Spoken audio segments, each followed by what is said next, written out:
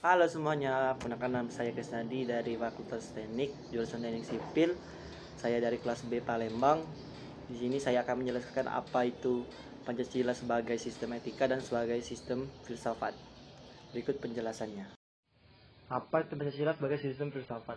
Pengertian filsafat Pancasila secara umum adalah hasil pemikiran sedalam-dalamnya dari bangsa Indonesia yang beranggap, dipercaya, dan diyakini sebagai kenyataan norma-norma dan nilai-nilai yang benar, adil, bijaksana, dan yang sesuai dengan kehidupan dan kepribadian bangsa Indonesia.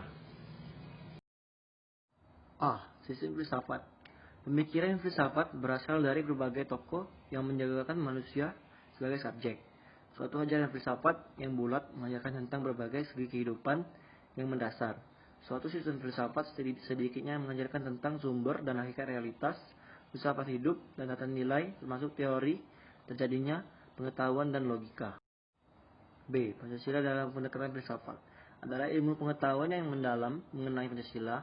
Filsafat Pancasila dapat didefinisikan secara ringkas sebagai refleksi, kritis, dan rasional tentang Pancasila dalam bangunan bangsa dan negara Indonesia. Aliran filsafat yang pertama adalah aliran materialisme, yang kedua aliran idealisme, dan yang ketiga adalah aliran realisme.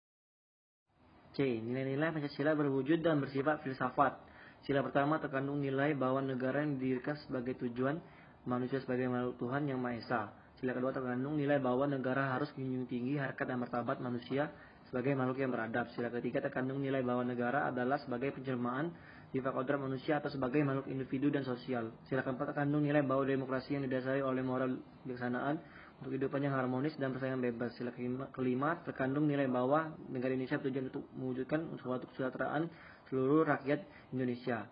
D. Cabang-cabang filsafat. Cabang-cabang filsafat yang tradisional terdiri atas 4, yaitu logika, metafisika, epistemologi, dan etika. Dalam filsafat ada 3 tingkatan nilai, yaitu pertama nilai dasar adalah asas-asas yang kita terima sebagai dalil yang bersifat sedikit banyak mutlak. Yang kedua nilai instrumental, nilai sebagai pelaksana umum dari nilai dasar yang berbentuk norma sosial dan norma hukum. 3. Nilai praktis, nilai kenyataan yang kita lakukan dan menjadi batu ujian apakah nilai instrumental dan nilai dasar benar-benar hidup dalam masyarakat Indonesia.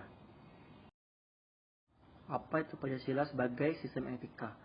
Etika merupakan satu pemikiran kritis dan mendasar tentang ajaran-ajaran dan pandangan-pandangan moral.